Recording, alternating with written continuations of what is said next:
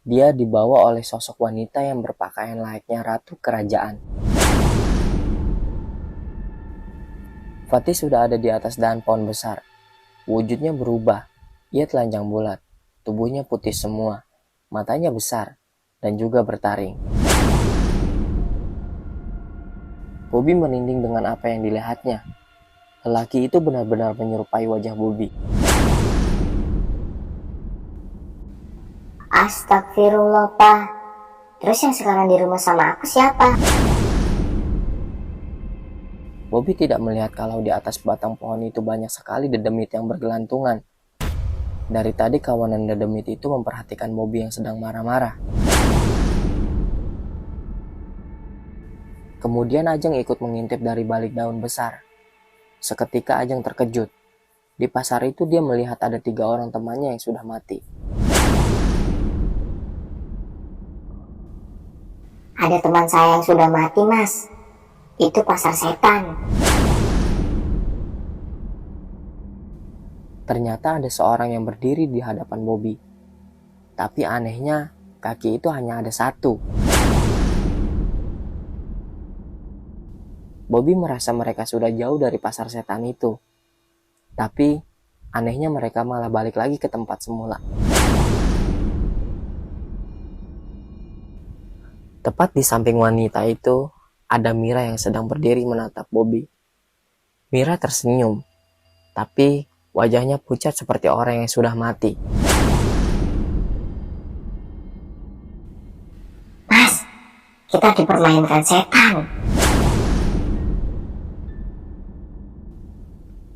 Namun, tengah malam entah jam berapa, ada bayangan seorang lelaki yang melintas tenda mereka.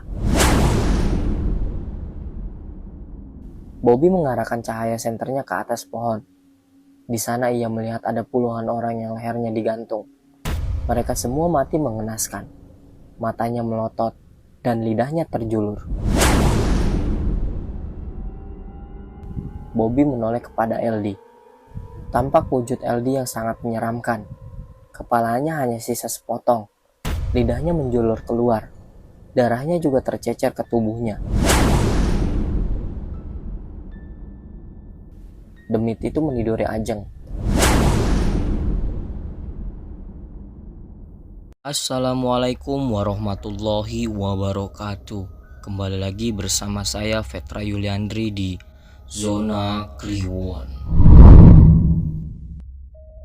Oke sob, pada kesempatan kali ini saya akan menceritakan kisah mistis pendaki ketika dia ingin mendaki Gunung Pulau Sari yang berjudul Kualat di Gunung Pulau Sari episode 2 part 1 dari kumparan.com. Nah, buat sobat-sobat Zona Kliwon yang belum nonton part 1 sampai 3 di episode satunya, langsung aja cek deskripsi video ini. Link sudah kami sertakan di sana. Jangan lupa juga untuk like, komen, share, and subscribe. Dan jangan lupa juga untuk nyalakan loncengnya, agar kalian tidak ketinggalan video-video terbaru dari Zona Kliwon yang bikin bulu kuduk kalian merinding. Tanpa berlama-lama lagi, langsung aja kita masuk ke ceritanya.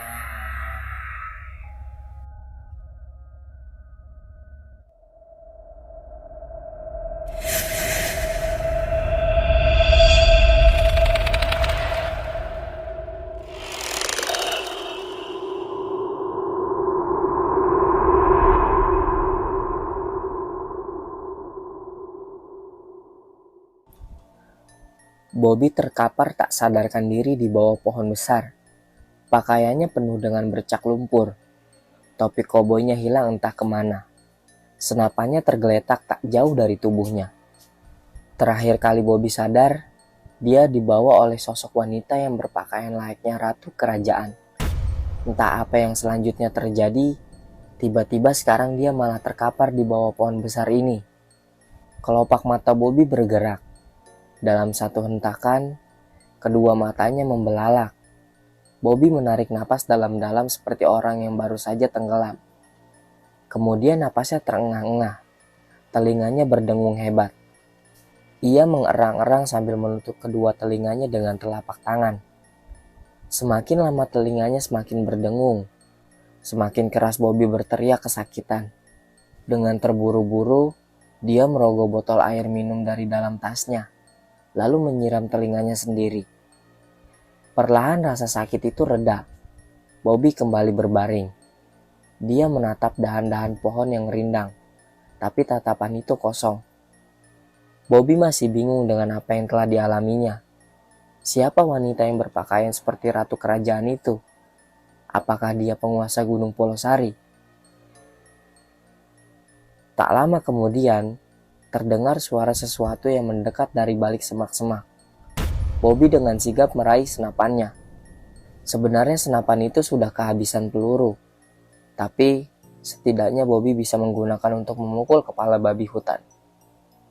"Siapa kamu?" tanya Bobby sambil tetap waspada. Dari balik semak-semak muncul seorang anak lelaki yang umurnya kisaran 9 tahun. Dia menjinjing 5 botol air yang kosong. Pakaiannya kumal, wajahnya pucat seperti orang yang sedang sakit. "Fatih," kata anak kecil itu dengan suara pelan. "Fatih," Bobby mengulang jawaban si anak kecil. "Kenapa kamu ada di sini?" tanya Bobby lagi. "Aku penjual air minum buat para pendaki, dan aku tersesat. Aku nemuin banyak mayat pendaki di sana, Om," kata Fatih sambil menunjukkan ke arah selatan. "Antar aku ke sana." Bobby mendekati anak itu. "Aku lapar, Om." Anak itu mendongak, menatap wajah Bobby. Bobby pun langsung merogoh biskuit dari dalam tasnya. "Ini makan dulu.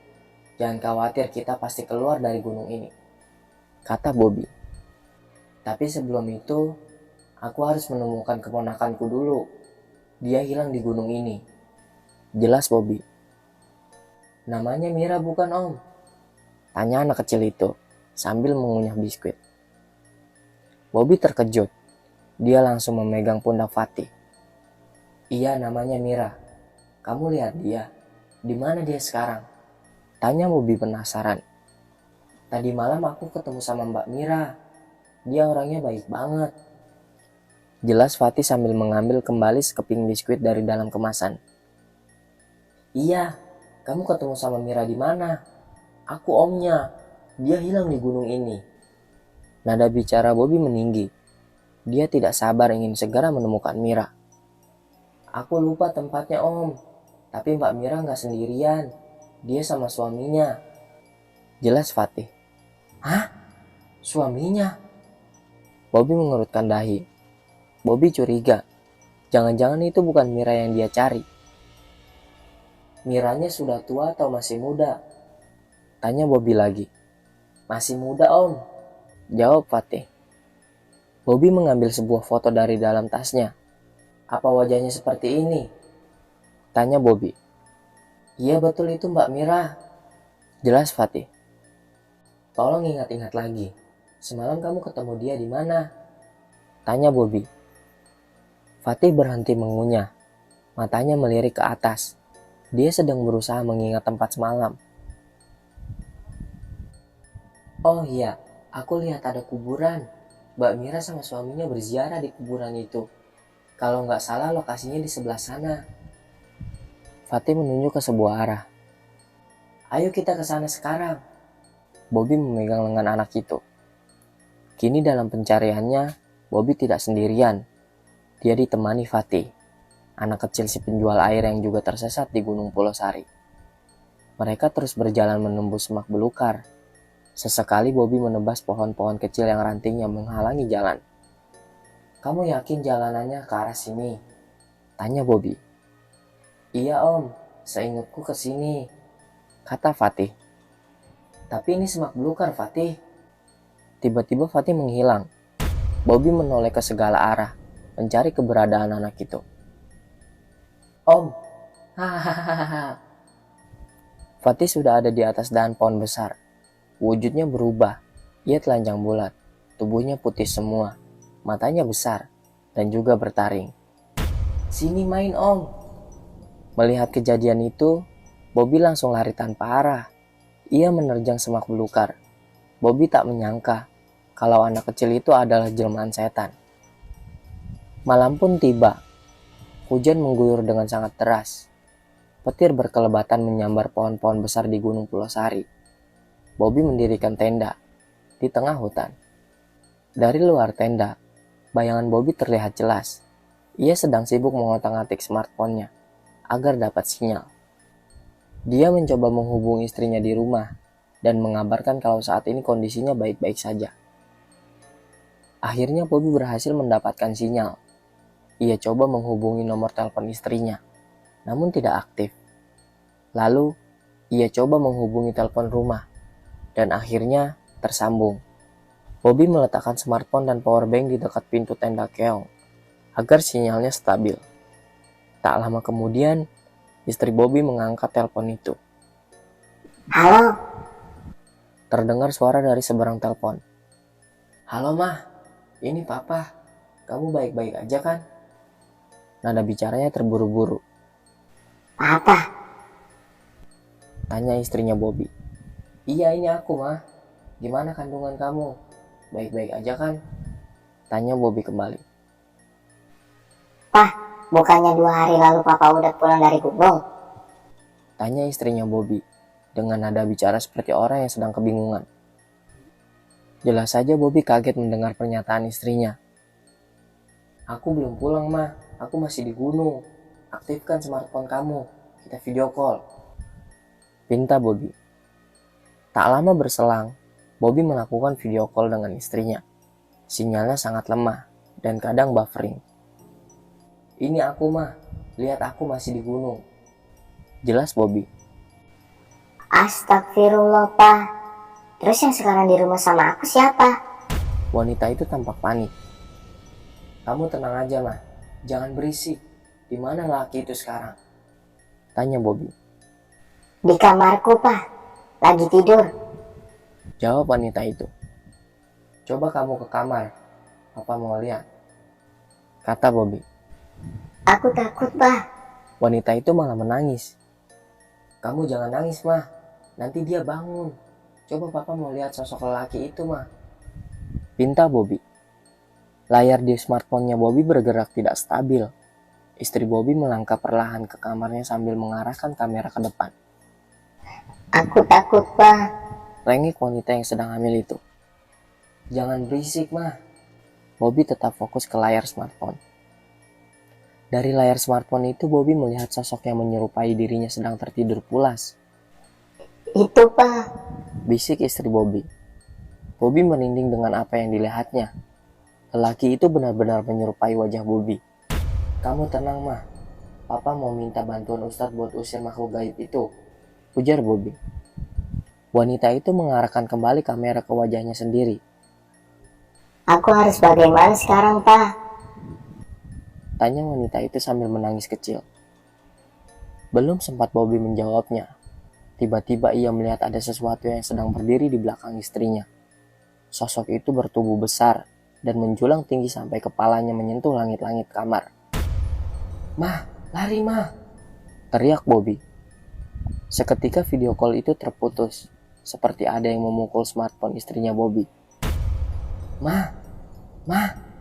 Panggil Bobby lewat handphone. Ia coba menghubungi kembali istrinya, tapi tidak bisa. Nomor istrinya tidak aktif. Dia coba menghubungi telepon rumah, tapi tidak ada yang mengangkatnya. Setan! Bobby marah. Napasnya terengah-engah. Dia lalu keluar dari dalam tenda, menerobos hujan yang begitu lebat. Bobby mendongak ke atas langit sambil teriak. Setan! Kalian akan tahu akibatnya kalau berani menyakiti istriku. Tak lama setelah Bobby berteriak, petir menyambar sebatang pohon yang dekat sekali dengan tempat Bobby berdiri. Ia pun terpental jauh. Tubuhnya menabrak batang pohon sampai akhirnya dia pingsan. Bobby tidak melihat kalau di atas batang pohon itu banyak sekali dedemit yang bergelantungan. Dari tadi kawanan dedemit itu memperhatikan Bobby yang sedang marah-marah. Keesokan paginya, seorang wanita muda yang umurnya kisaran 25 tahun mengguncangkan bahu Bobby. Mas, Kata wanita itu. Perlahan Bobby membuka kedua matanya. Samar-samar ia melihat seorang wanita berambut hitam sebahu dengan memperhatikan Bobby. Astaga! Bobby terperanjak kaget.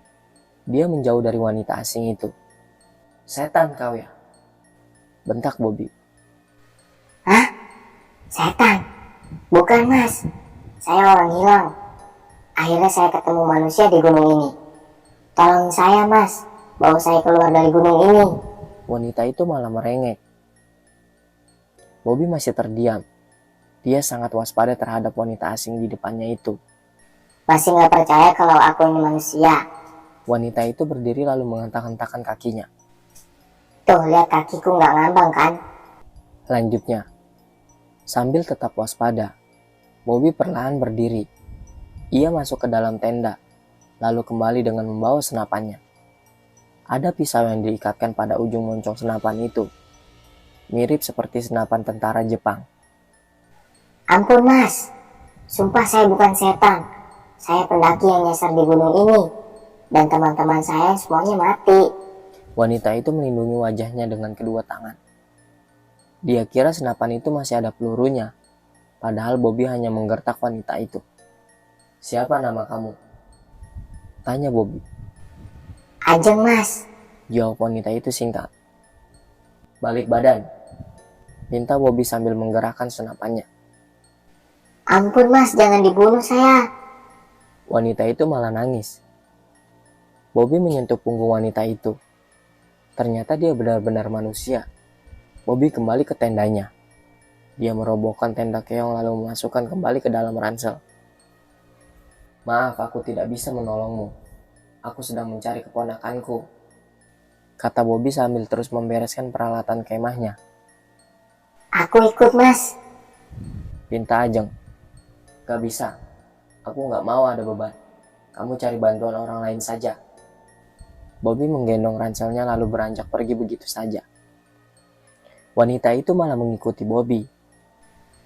Pokoknya aku ikut. Aku takut sendirian. Jelas wanita itu. Bobby tidak menanggapi wanita yang sedang mengikutinya dari belakang. Dia terus berjalan tanpa arah sambil berteriak memanggil nama Mira. Tidak ada pilihan bagi Bobby. Dia juga sekarang tersesat. Bobby tidak tahu jalan pulang. Sesekali Bobby menghubungi nomor telepon istrinya. Sialnya tidak ada sinyal. Smartphone itu ia acungkan ke arah kanan untuk mencari sinyal. Dia tidak tahu apa yang terjadi pada istrinya semalam. Bobby masih sibuk mencari sinyal. Dia berusaha menghubungi istrinya di rumah. Sayangnya, smartphone Bobby mulai kehabisan daya baterai dan mati seketika. Bobby berdecak kesal. Dia merogoh powerbank dari dalam ranselnya. Dan ternyata powerbank itu juga sudah kehabisan daya. Kamu bawa HP? Bobby menghentikan langkahnya. Dia menoleh kepada Ajeng. Bawa, tapi baterainya habis mas. Ajeng mengeluarkan HP dari dalam saku celananya. Bobby menggelengkan kepala. Tak ada cara untuk menghubungi istrinya. Dia pun kembali melanjutkan perjalanan. Kita mau kemana? Tanya Ajeng. Sudah aku bilang kalau aku mau cari keponakanku. Jelas Bobby. Mas yakin dia masih hidup? Bertahan hidup di hutan gak mudah. Timpal Ajeng. Lalu kenapa kamu masih hidup? Tanya Bobby sambil terus berjalan. Aku bisa berburu. Selama tersesat di gunung ini, aku makan hewan apapun yang kujumpai, termasuk monyet. Kata Ajeng. Jorok kau makan monyet, kata Bobby tanpa menoleh pada Ajeng. Daripada mati kelaparan. Timpal Ajeng. Bobby menghentikan langkahnya. Shh, berhenti, pinta Bobby. Ada apa? Ajeng penasaran. Bobby melihat ada bekas telapak kaki di atas lumpur. Tapak itu mengarah ke sebelah kanan. Dengan hati-hati, Bobby dan Ajeng mengikuti tapak kaki itu. Dari ukurannya, bekas telapak kaki itu pasti milik orang dewasa. Ada orangnya? Tanya Ajeng. Ajeng memang banyak tanya. Jangan banyak tanya, desis Bobby sambil menoleh dengan kesal pada Ajeng. Semakin mereka mengikuti bekas telapak kaki itu, semakin terdengar sayup-sayup suara keramaian. "Kau dengar itu?" Bobby berhenti dan menoleh ke Ajeng. Iya, itu pasti petugas tim SAR. Asyik, kita selamat. Ajeng sumringah. Dia tak sabar ingin cepat keluar dari gunung ini. "Jangan gegabah, kita cek dulu," saran Bobby.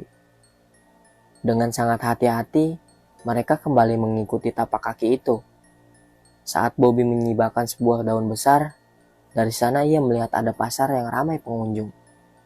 "Ada pasar," kata Bobby tanpa menoleh pada Ajeng. Hah? Di tengah hutan seperti ini ada pasar? Ajeng terheran-heran sambil mengerutkan dahi.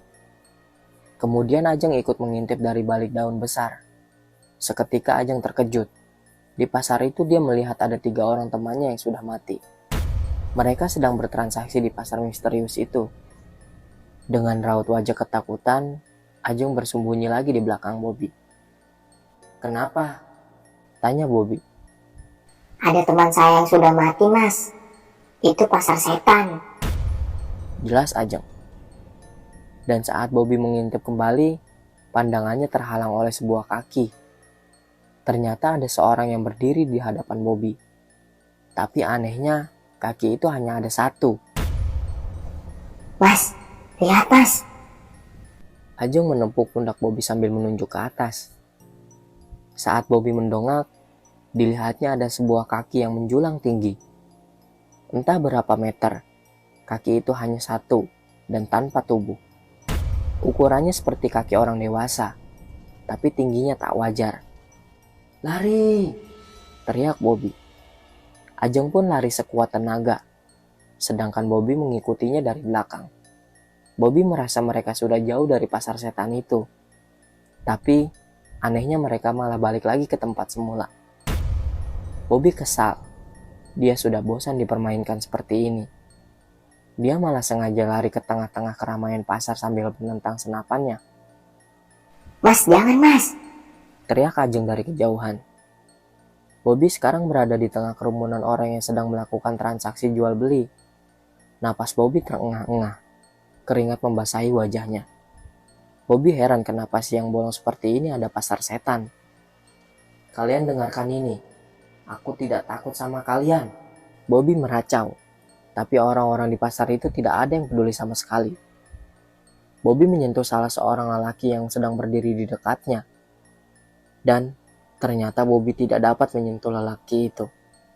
Tubuh lelaki itu membias seperti embun. Bobby lalu menyentuh setiap orang yang ada di sana. Ternyata orang itu juga tidak dapat Bobby sentuh.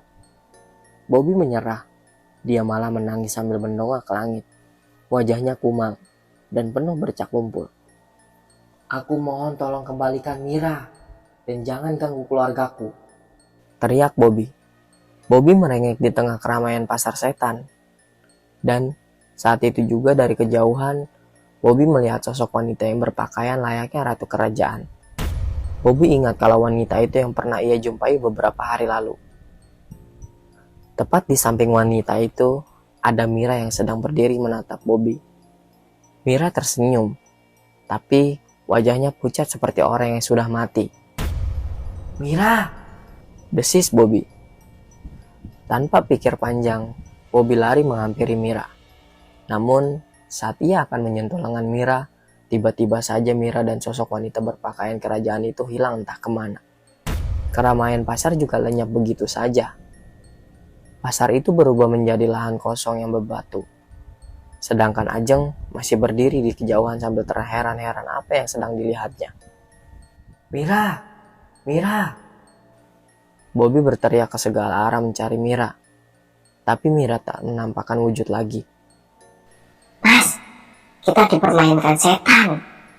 Ayo pergi dari sini. Teriak Ajeng dari kejauhan. Bobby pun menyerah. Ia merasa mungkin Ajeng benar. Kalau yang dilihatnya tadi hanya jelmaan Mira. Ia meraih kembali senapannya yang tergeletak di tanah. Lalu berjalan menghampiri Ajeng. Tanpa berkata apapun, Bobby melanjutkan perjalanan. Kita mau kemana lagi?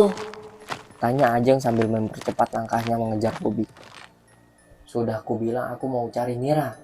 Kini Bobby jengkel sama Ajeng yang banyak tanya. Iya, tapi kemana? Tanya Ajeng lagi. Aku tidak tahu. Jelas Bobby dengan menaikkan nada bicaranya.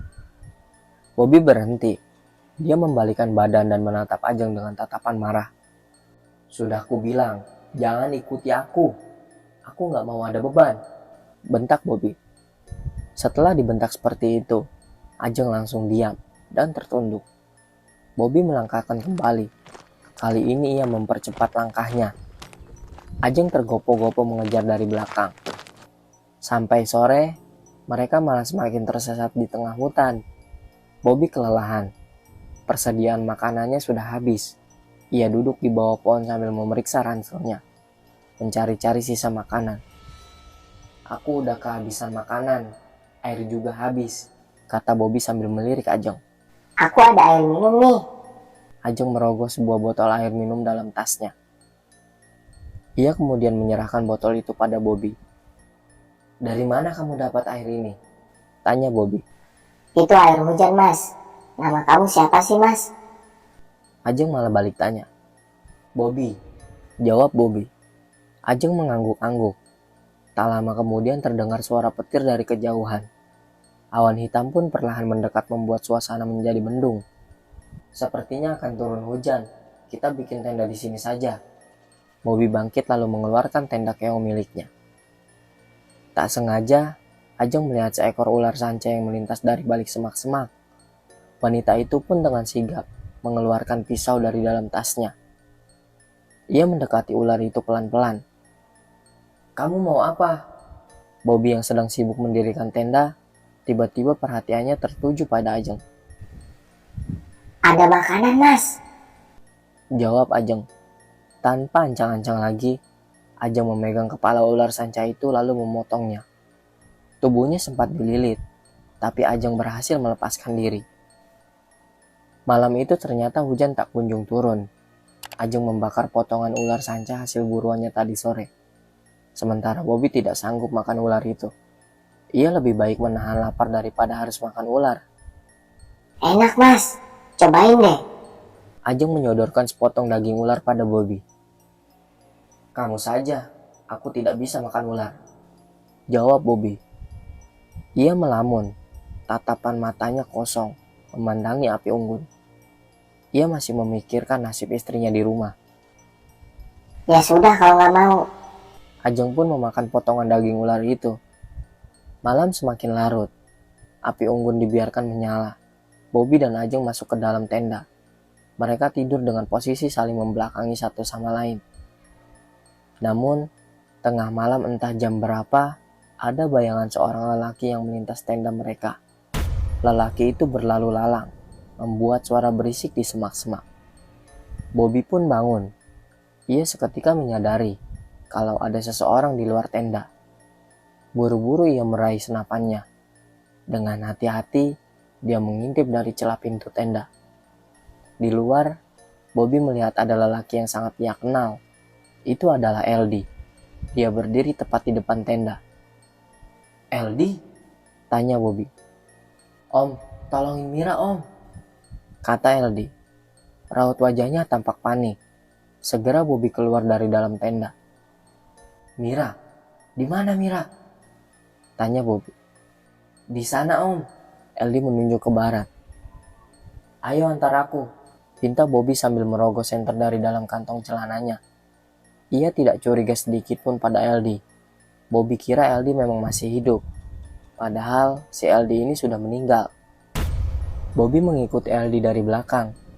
Mereka berdua pun tiba di sebuah tempat yang asing bagi Bobby. Ini masih di tengah hutan. Banyak pohon-pohon besar di sekelilingi Bobby. Di sana om, tunjuk LD ke atas pohon. Bobby mengarahkan cahaya senternya ke atas pohon. Di sana ia melihat ada puluhan orang yang lehernya digantung. Mereka semua mati mengenaskan. Matanya melotot dan lidahnya terjulur. Mereka siapa? Siapa yang melakukan ini? Dan di mana Mira? Dengan ekspresi wajah terkejut, Bobby menoleh kepada LD. Tampak wujud LD yang sangat menyeramkan. Kepalanya hanya sisa sepotong. Lidahnya menjulur keluar. Darahnya juga tercecer ke tubuhnya. Bobby terkejut. dan langsung lari tunggang-langgang tanpa arah. Sementara itu, di dalam tenda ada yang memeluk tubuh Ajeng. Wanita itu bangun. Dia membalikkan badan. Dengan mata terpincing, ia melihat Bobby sedang memeluknya. "Kamu bangun," kata Bobby sambil menatap Ajeng dalam-dalam. Ajeng benar-benar gugup. Bobby semakin meringsut mendekatinya. Jangan mas. Kata Ajeng pelan. "Kamu kedinginan kan?" Tanya Bobby sambil tersenyum. Ajeng berusaha melepas pelukan lelaki itu. Namun, keadaan semakin tak terkendali. Ajeng kesulitan melepas pelukan lelaki yang menyerupai Bobby. Ajeng pun pasrah begitu saja. Demit itu meniduri Ajeng. Nantikan part kedua di episode kedua dari Kualat di Gunung Pulau Sari. Wassalamualaikum warahmatullahi wabarakatuh.